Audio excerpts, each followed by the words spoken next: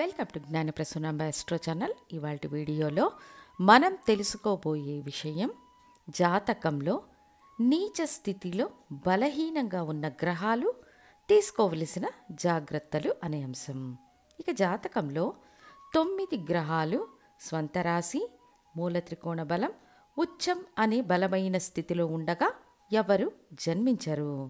1 లేదా 2 గ్రహాలు నీచమనే స్థితిలోనూ లేదా గ్రహణం, శత్రుస్థానం, సమం అనే స్థితిలో ఉండగా జన్మించిన వారు చాలామంది ఉంటారు. ఇలా నీచమనే స్థితిలో బలహీనపడిన గ్రహం మన జాతకంలో ఉంటే ఆ గ్రహం యొక్క కారకత్వ ఆధిపత్య విషయంలో మనం ఎల్లప్పుడూ జాగ్రత్తగా ఉండడం అవశ్యం. ఎందుకంటే ఆ గ్రహం తాను ఇవ్వవలసిన బలమైన ఫలితాలను ఇవ్వలేకపోతుందని అర్థం. ఆ గ్రహానికి ప్రాపర్గా నీచభంగం ఏర్పడితే ఆ ఫలితాలు వేరుగా ఉంటాయి. బట్ నీచ గ్రహాలు ఎలా చూచినా జాతకుడికి బాధ, దుఃఖం, నష్టం కలిగించకుండా పోవు. అప్పుడు రవి మొదలు సప్తగ్రహాలు, ఇందులో రాహుకేతువులను వదిలేసి సప్తగ్రహాలు నీచం పొందినప్పుడు ఏ విషయంలో మనం జాగ్రత్తగా ఉండాలనే విషయాన్ని ఇప్పుడు తెలుసుకుందాము. ముందుగా జాతకంలో రవి నీచం అనే స్థితిలో ఉన్నారంటే తండ్రి వర్గం, ప్రభుత్వానికి సంబంధించిన విభాగాలు, మామగారు, ఈ రకమైన సంబంధాలలో చాలా జాగ్రత్తగా ఉండాలి.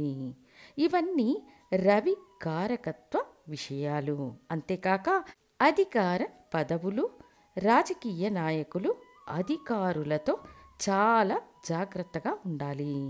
ప్రభుత్వ విరోధం ఏర్పడే అవకాశాలు చాలా ఉంటాయి.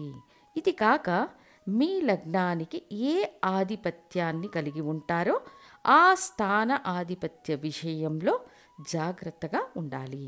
ఉదాహరణకు మేష లగ్నం, లగ్నానికి పంచమాధిపతి రవి. అప్పుడు పిల్లలు, పూర్వీకానికి సంబంధించిన విషయాలలో చాలా జాగ్రత్తగా ఉండడం ముఖ్యం.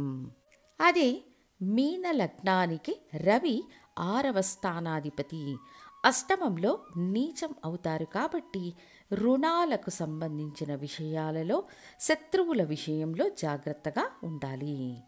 చంద్రుడికి సంబంధించినంత వరకు చంద్రుడు మాతృగ్రహం, జలగ్రహంగా సూచిస్తారు కాబట్టి చంద్రుడు నీచం, అస్తంగం, అమావాస్య స్థితిలో ఉన్నారు, వృశ్చికంలో పూర్తిగా బలహీన స్థితిలో ఉన్నారంటే తల్లి, మాతృవర్గ సంబంధాలతో జాగ్రత్తగా ఉండాలి. వయస్సులో పెద్దవారైన స్త్రీలతో, అంటే అక్క వయస్సున్న స్త్రీలతో, తల్లి వయస్సు స్త్రీలతో, అత్తగారితో జాగ్రత్తగా ఉండాలి. జల ప్రదేశాలలో జాగ్రత్తగా ఉండాలి. అదేవిధంగా ప్రయాణ సమయాలలో ఖరీదైన వస్తువులను జాగ్రత్త పరచుకోవాలి. చంద్రుడు మనోకారకుడు కాబట్టి మూడ్ స్వింగ్స్ అనేవి ఉంటాయి. సో చంద్రుడు నీచమైతే ఇలాంటి నెగటివ్ ఫలితాలు ఉంటాయి.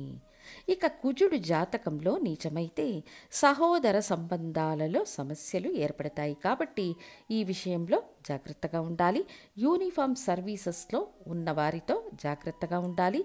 భూమి సంబంధిత విషయాలలో చాలా జాగ్రత్తగా ఉండాలి. కుజుడు నీచం, గ్రహణం అయినప్పుడు లిటిగేషన్లో ఉండే ల్యాండ్స్ కొని చిక్కుకోవడం, భూమి ద్వారానే సంపాదించిందంతా పోగొట్టుకోవడం వంటివి ఏర్పడతాయి. ఇక బుధుడు నీచం అయ్యారంటే డాక్యుమెంటేషన్కు సంబంధించిన విషయాల్లో చాలా జాగ్రత్తగా ఉండాలి. చదువుకు సంబంధించిన విషయాల్లో షూరిటీలు ఇచ్చేప్పుడు జాగ్రత్తగా ఉండాలి. మేనమామతో శత్రుత్వం ఏర్పడే అవకాశాలు ఉంటాయి. గురు భగవానుడు నీచమయ్యారంటే ధనానికి సంబంధించిన విషయంలో, ఆర్థిక విషయాలలో, పిల్లల విషయాలలో జాగ్రత్తగా ఉండాలి. పిల్లల వల్ల కూడా వ్యయం, నష్టం, మనస్తాపం ఏర్పడే అవకాశాలు ఉంటాయి. అదేవిధంగా ఫైనాన్స్ వృత్తులు చేయకుండా ఉండడం మంచిది. అంతేకాకుండా ఒక స్త్రీ జాతకంలో గురువు నీచమైతే బంగారు నగలను పోగొట్టుకునే అవకాశాలు చాలా ఉంటాయి. ఇది గురువు బాధకాధిపతిగా ఉన్న నీచమైన జరుగుతాయి. సో గురువు నీచమైనప్పుడు పిల్లల విషయంలో, ఆర్థిక విషయాలలో, పెద్ద మనుషులతో, నగల విషయాలలో జాగ్రత్తగా ఉండాలి. ఇక శని భగవానుడు నీచమయ్యారంటే పని వాళ్ళ విషయంలో చాలా చాలా జాగ్రత్తగా ఉండాలి. దిగువ స్థాయి ఉద్యోగులు వ్యతిరేకంగా వ్యవహరించే అవకాశాలు పుష్కలంగా ఉంటాయి. తర్వాత శుక్రుడు నీచమనే స్థితిలో ఉంటే స్త్రీలతో జాగ్రత్తగా ఉండాలి. ముఖ్యంగా యువతులతో వ్యవహరించేప్పుడు చాలా చాలా జాగ్రత్తగా ఉండాలి. సోషల్ మీడియా వంటి వాటిల్లో చాలా జాగ్రత్తగా ఉండాలి. అపరిచితులతో పరిచయాలు, వీళ్ళ ద్వారా సమస్యలు మరియు ఇబ్బందులు ఎదురయ్యే అవకాశాలు చాలా ఉంటాయి. కాబట్టి చాలా జాగ్రత్తగా ఉండడం అవశ్యం. ఇంకా శుక్రుడు నీచ స్థితిలో ఉన్న జాతకులు అధికంగా హోటల్స్లో తినకూడదు. ఫుడ్ పాయిజన్కు గురి అయ్యే అవకాశాలు ఉంటాయి. సో ఒక గ్రహం దాని కారకత్వం ఎల్లప్పుడూ మైండ్లో ఉండాలి. ఆ గ్రహం మన జాతకంలో బలహీనంగా ఉంది అంటే వాటి కారకత్వ విషయాల్లో మనం జాగ్రత్తగా ఉంటే వాటి వల్ల ఏర్పడే సమస్యల నుండి తప్పించుకుంటామని తెలియజేస్తూ మళ్ళీ ఇంకొక ముఖ్య వీడియోతో మీ ముందుంటాను. ధన్యవాదాలు.